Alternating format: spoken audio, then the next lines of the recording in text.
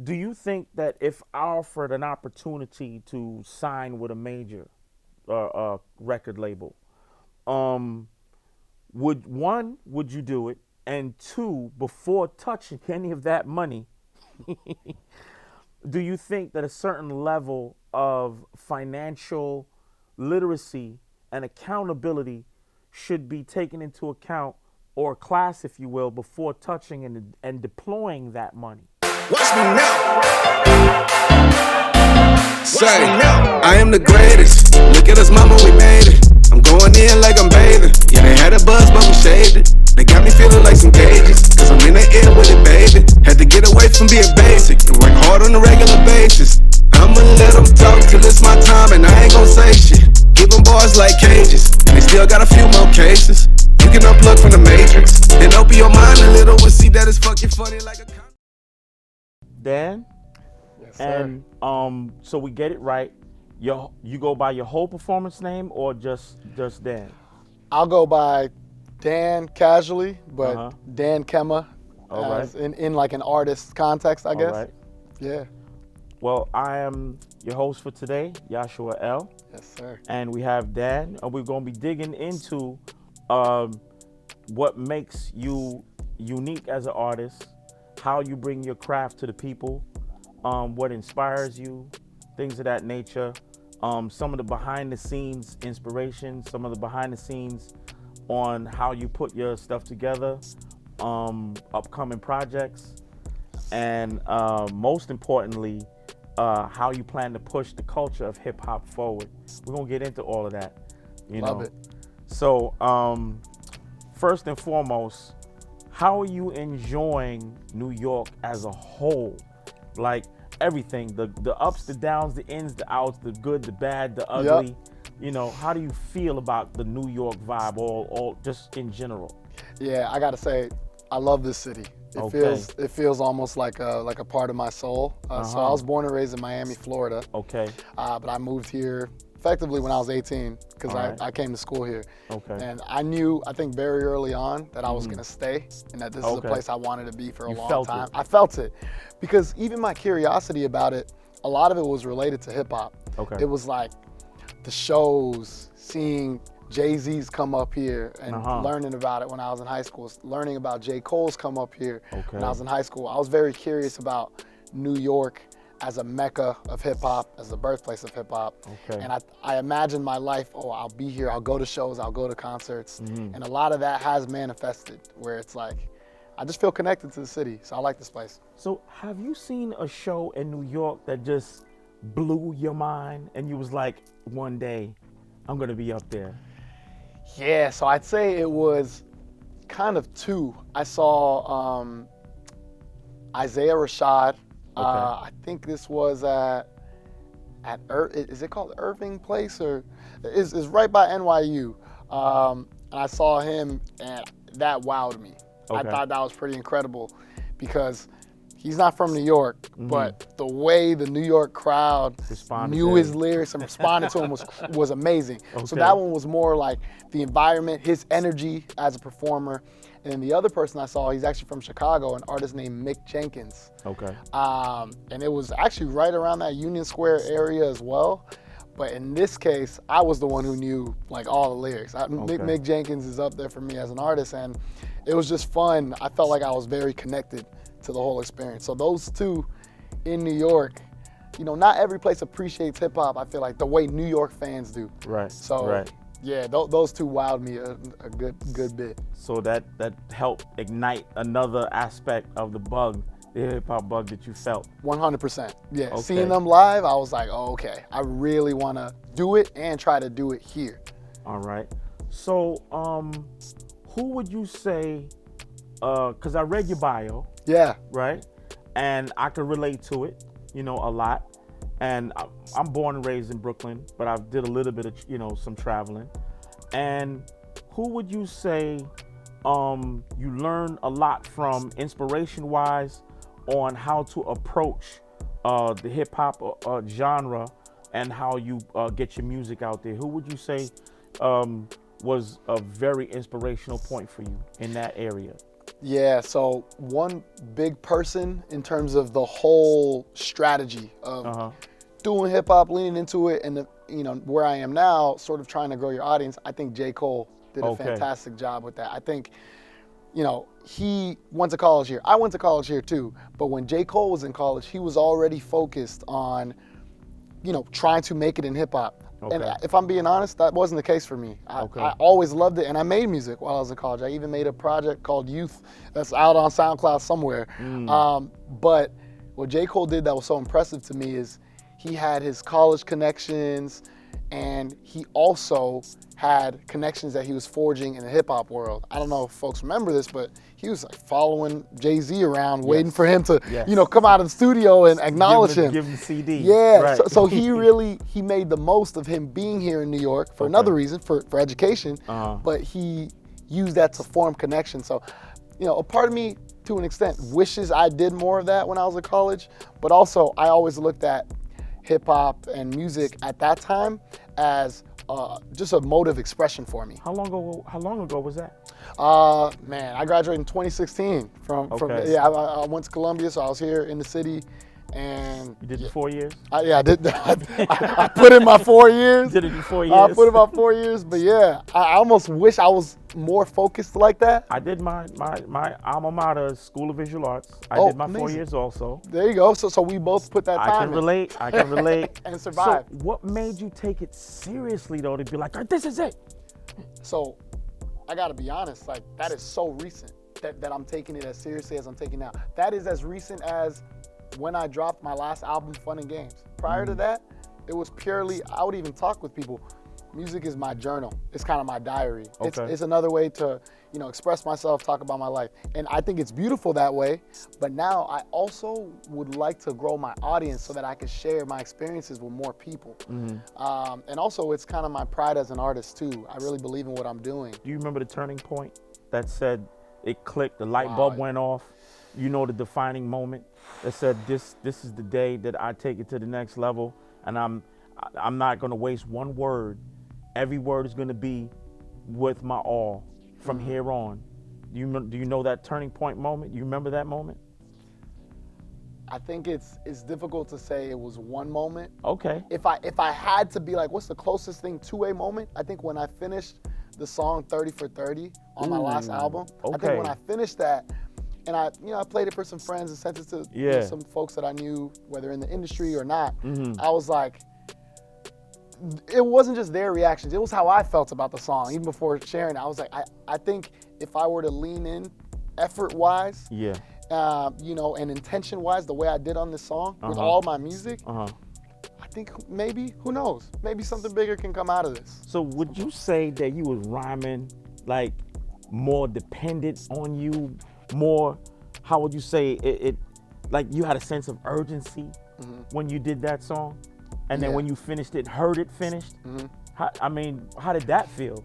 That sense of urgency is really fair. I think the song, right, it's called 30 for 30, and it's kind of like if someone were to write my story, if there was a documentary about me, 30 for 30, what would they say? So I think the gravity of the topic for me, it called for more urgency. It was like, all right, this is about your life. If you were to make a documentary about your life so far, what are you gonna say? What are you gonna say about how you lived and how you think? So I think that to me felt very like I have a chance to do something really cool in hip hop right now and in my relationship to music.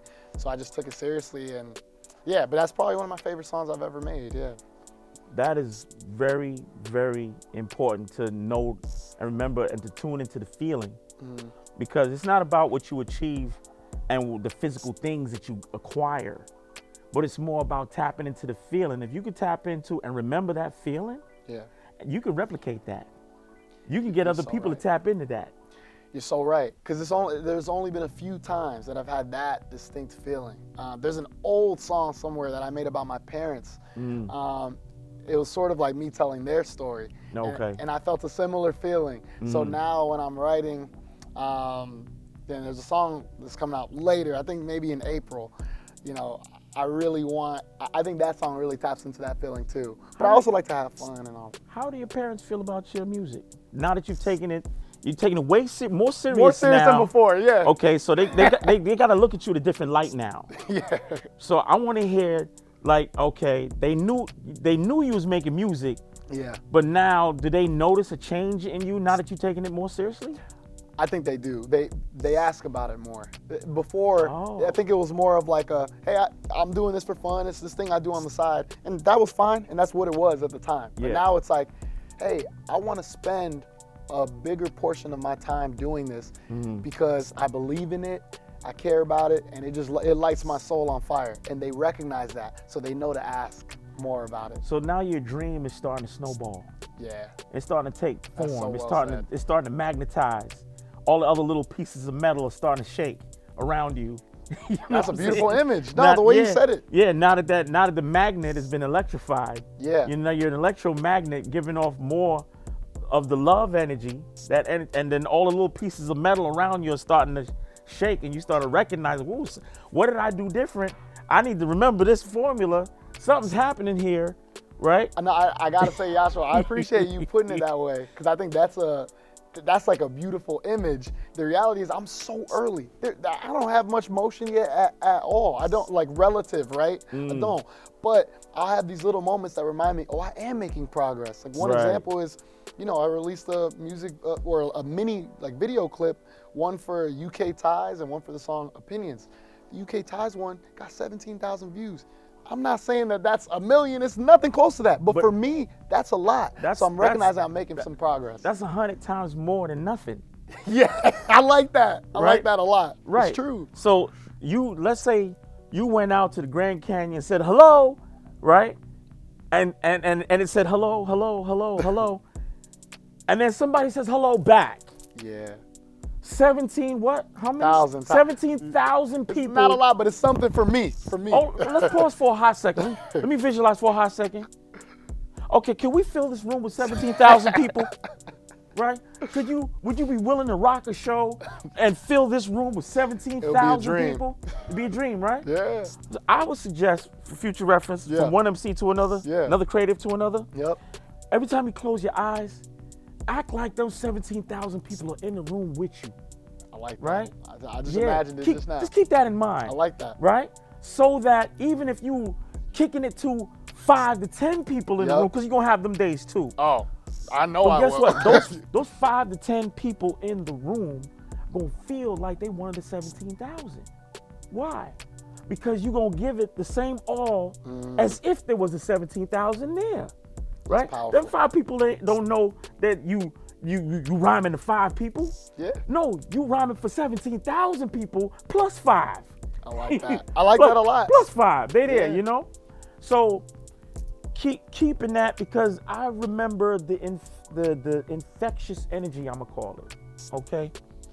And people used to ask themselves, why were they so in love with DMX? It was his infectious energy.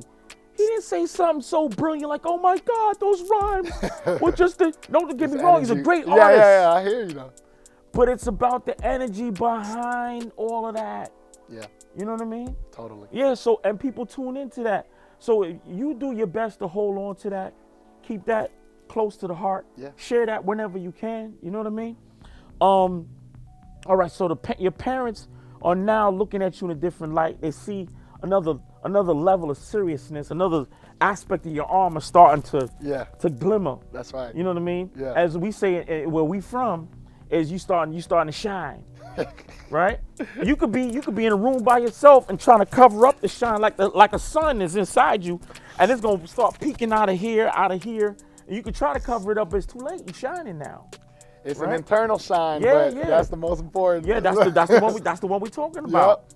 Yep. So my next question is a little bit more serious. Yeah. My next question is, how do you plan to push the culture of hip hop forward in a way that it needs right now? Because sometimes, it be having its stumbling periods.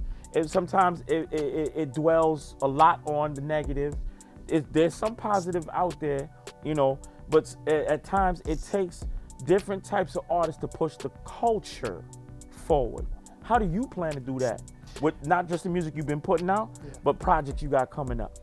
I appreciate that question a lot, because when I talk with my friends that are in music or that are just lovers of hip hop, we talk about the state of hip hop. I was just talking about it because some new artists are dropping some things, and I don't want to say it's over, it's a disaster, but to me, a lot of the stuff that goes more viral and is more popular now, it lacks a lot of depth and meaning that I think was associated with the beginning of hip hop.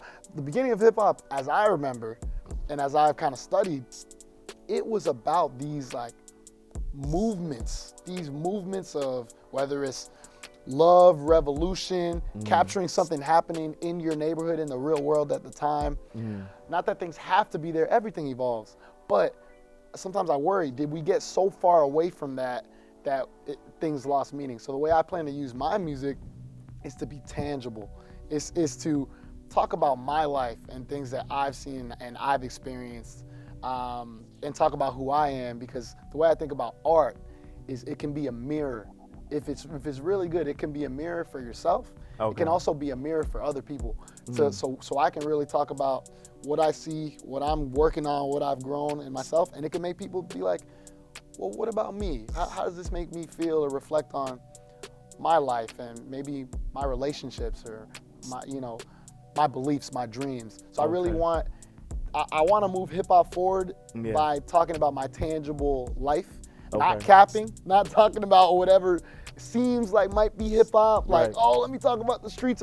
The reality is that hasn't been my experience. So I want to be sincere and tangible. And I think, or I hope, that can move a lot of things forward for people that want to tune in. Well, I think from being exposed to your music, me personally, I sense a certain level of sincerity, relatability, you know what I mean? And there's definitely a nice lane that you in, you know what I mean? And that lane could get broader, as you go through some life experiences. My next question is even more deep to the heart of life in general, where hip hop is concerned. Now let's say you start to achieve a certain level of notoriety, right? And your presence is demanded in certain parts of the world, right?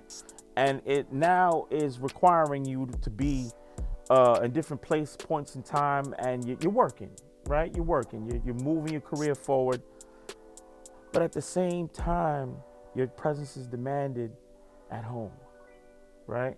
Whether it be with the family, the immediate family, mom, dad, aunts, uncles, wife, children, nieces, nephews, and so on.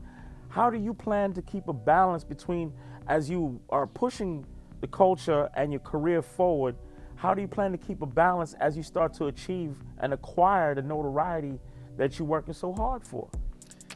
It's amazing. It's a big question you ask, because, from my perspective, I feel like I'm so far off, whatever that could be. So it's almost like, wow, I have to think about it. But the reality is, my instinct says I would lean toward my family, my loved ones, and my community that I know and that I'm more familiar with, and do whatever it takes to stay connected to them. Because when I think about life in general, I feel like my North Stars are love and community. I want to do things within that. And of course you can say, oh, well, if you're going to these different places, you're building community abroad, you're building community elsewhere. And that's a beautiful thing. But right now, my love and community it's at home, it's where I am. It's my wife, it's my family, and I would never even want to risk, throwing that off balance. But of course, my hope would be, if I'm so fortunate to get to a level of notoriety, like you said, where I do have to travel a bit, that I can find a good balance, that I could be there with my family, right? Bring them along where it makes sense. But honestly, thinking about that, sometimes I feel like I'm even getting ahead of myself, but that would be a joy. That's definitely a goal of mine. Think of it as making sure that the balloons in the car deploy properly by checking out, the terrain ahead, by looking at the people that you're surrounded by, you know, which brings me to another more serious question along the same lines, and it's still in that vein. Do you think that if offered an opportunity to sign with a major record label, would you do it? And two, before touching any of that money, do you think that a certain level of financial literacy and accountability should be taken into account, or class, if you will, before touching and deploying that money? Yeah, I think there's so much for me to learn, and I definitely wouldn't make any decisions without, one, learning a lot more than I know now about the industry, labels, publishing deals, how they all work financially, technically, and then two, speaking with folks of mine that I have in my network that are already experts about that prior to making a decision. First off, but also I feel like... Hold on, you mean prior to signing or prior to touching money? Prior to doing anything. Okay. Yeah, yeah. We need clarity. We need clarity. Yeah. All From right, my go ahead. perspective, prior to doing anything, I would want to speak with people that are experts and do my work to get more educated on how it works.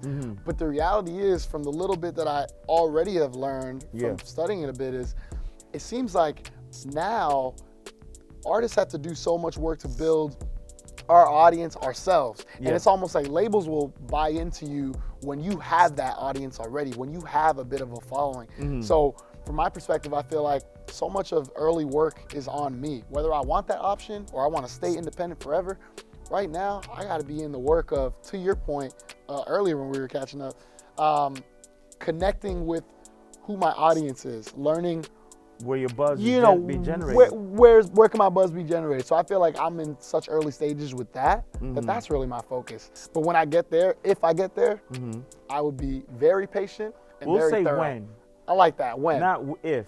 I like that. Because if is like a cloud that you can't touch. You're right. When is a matter of you're already on your way. It's a matter of the timing that I get and there. Preparation and opportunity finally get a chance to meet. You've been taking all this time to prepare.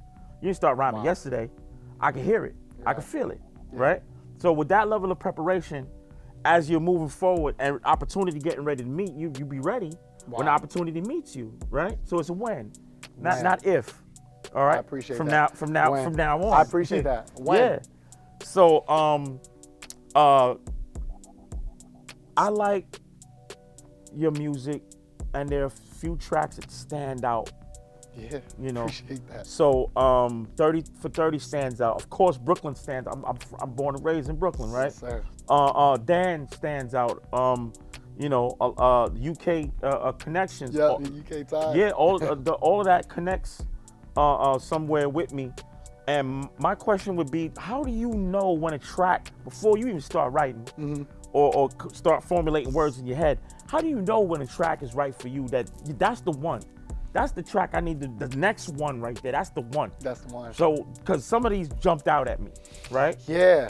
Dan was one of those, 30 for 30 was one of those, you know, but I'm gonna start off with Dan. Yeah. How'd you know that track was for you? I think I heard the beat and the sample. In that case with Dan, the sample jumped out to me a lot. And what I do is what I did when I first started with music. I freestyle. When I first started, the reason my friends were like, you should do music, is because if a beat came on or we were just messing around, I would just start rapping on it. So I think that's what I do now when I'm in discovery mode. I play a beat and I freestyle and I think, all right, am I finding some flow pockets that are unique? Am I finding some interesting cadences? Does this just connect with me? And if I'm really being thoughtful, I'll record myself as I freestyle. Okay. And sometimes the freestyle isn't perfect. I'm not trying to say every word perfect. I'm trying to catch flows, feelings. You found some nuggets in there. Yeah. You found some nuggets. But if there's some nuggets in there, right. And you I'm start like, sifting through it and be like, okay, yes, I can take a piece of this. That's exactly it. I can use a piece of that. Yeah. So I think that's what tells me. Okay. If the freestyle session, when I discovered the track, was hot and has some pockets and some nuggets, then I'm thinking this could be a track that I really make something special on. So what is the beginning relationship of, after you've picked out a track that you like, Yep. the freestyle went well, are you reaching out directly to the producer? I mean, how does that connect when it's time to actually record a finished song? Yep. I want to get to that point where you say, okay, I like the track, the freestyle session was good, I want to make it a finished song. What's that process? Are you in the studio with the producer, or they just sending the track and you doing it and you send it back to let them know what happened? More often than not, I am discovering producers online, on BeatStars or YouTube or SoundCloud. But then when I find them, typically there's some sort of shift or change or something I want them to add. So if that's the case, I'll get in touch with them and I'll say, hey, I think I want to buy this beat from you. Okay. Makes sense. I have a really cool idea around it, but I was just thinking maybe we could tweak this sonically. Okay. And then we'll get in touch. Typically they'll put their email on YouTube or BeatStars and then like that. But for Fun and Games, for my last album, 3 of the beats were produced by someone who happened to live in my building. So, okay. So that was so cool because we got together in person and talked about the beats and talked about the song. Where you want the changes to happen and things yeah, like that. So Brooklyn was one of those songs. Okay. And so it was really cool because we had this idea to put some of the, you'll notice in Brooklyn, some of the background noises. Like when I walk in the deli, you hear that sound of the door. You hear the cops, all this stuff. So I think that's the most fun. When I could really tailor-make it. Yeah, and really get it tailor-made with the producer, that's the most fun. But admittedly, it's been less common. Typically, I'm finding the beats and then I'm talking with them online and we're exchanging notes that way. I would suggest do a little bit of both. Yeah. But these moments, right? You're trying to capture moments, okay? Yeah. And where and whenever you can, try your best to continue to capture in-house studio moments. You know what I'm saying? Because you're right. There's something about the music when you do it like that. I can't quite say exactly what it is, but certain je ne sais quoi. It's in there. Yeah, it's in there. You can feel the texture. Yep. You know what I'm saying? The way it records the final product. You know what I'm saying? It leaves a certain feeling in your chest, in your head, in your mouth, and you're like, ooh, I'm tasting a meal here. And I don't know if it sounds weird. No, you're right, because it was well considered. It was like cooked up with that extra care. It's kind of like if you're using the food analogy, it's like, oh wow, they put a lot of thought into the flavor profile of this. Yes, so that you're getting a meal. I've gotten a chance to come into contact with certain chefs who they need to see you. They read your aura. Yeah. And then they prepare a meal based on what they read off you. Yeah. Which brings me to another skill. I recently acquired a skill of watching artists in interviews. Then I would make a beat based on what I got out of that interview. You know what I'm saying? It's amazing. So, and vice versa. Interview or watch interviews of certain producers and so on and so forth. Yeah. And listen to the feel and the texture, whatever, see if they can embody what you are trying to capture. You know what I mean? Because people love the art of storytelling. Yep. And how you put your projects together, and it's food. And people need these inspirational moments to get them through these most challenging times in life. Yeah, I'll tell you what, I think it's an area I can do so much more in terms of showing what some of that process is and thinking more about... Like behind the scenes? Behind the scenes. Because when you were talking, when you were explaining like a producer and an artist together cooking something up, I've had some of those moments. I had some of those moments on the last album, but I didn't capture any of it. So I wonder, to your point, what if there was a way that I could kind of let more people into that side of things? That's what your artists want to see. I got to do more of that. You're right. Okay. You're right. So these are jewels. These are recipes. These are a well-known chef is inviting you into his kitchen. And he not only wants to talk with you, but he wants you to see the process of how I'm putting this thing together for you, for your plate. You know what I mean? Yeah. And I think your audience will greatly appreciate that personal look behind the scenes of how you craft something together before you give them that finished plate. Totally. You know what I mean? I'm gonna work on it. Yeah, for sure, for sure. Now. So, you got your passport? I do. So you ready to travel? Yes, Yes, sir. That's good news. Absolutely. That's very good news. Absolutely ready to travel. Is there anybody in particular that you would like to work with as we okay. Is there anybody in particular that you would like to work with in the near future?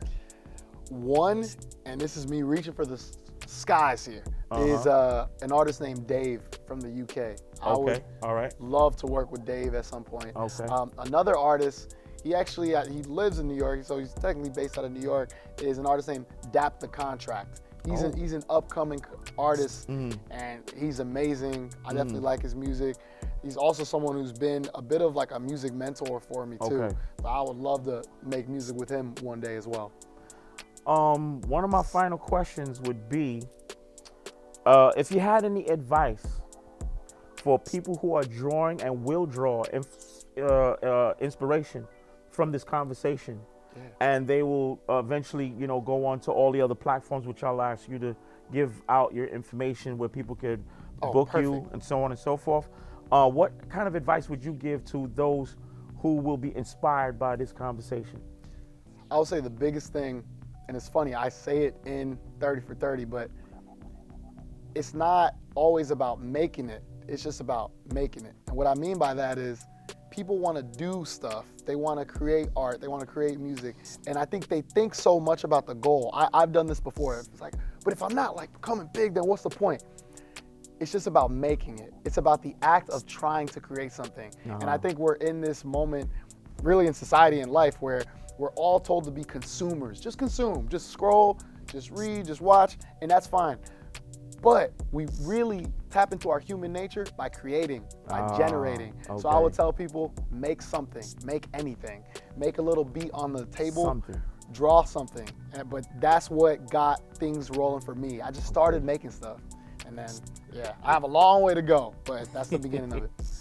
Well, I want to say, thank you for sharing your love for hip hop, your light, and, much guidance. And once again, we all appreciate you sharing your time, your energy. And if I'm not mistaken, you have a performance for us as we wrap things up. Is that true? Yes, sir. Absolutely. And would you be able to give everyone your contact information on different platforms where they can find you for booking and so on? Absolutely. On Instagram, I'm dan.kema. So straightforward there. And then, that's the camera. On Instagram, I'm dan.kema. And then on email, it's dankemamusic@gmail.com. Excellent, excellent. So, Talking Riches, and we're coming to a conclusion for this aspect of the interview. And once again, we all want to thank you for sharing your love for hip hop and the upcoming projects that you have out now and the ones that are forthcoming.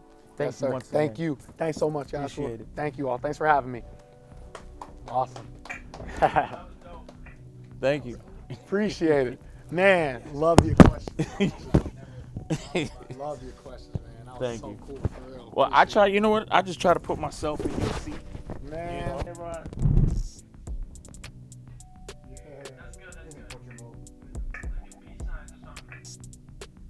B-roll? Oh, you doing recordings? You're on camera 3. Oh, camera 3. Hey.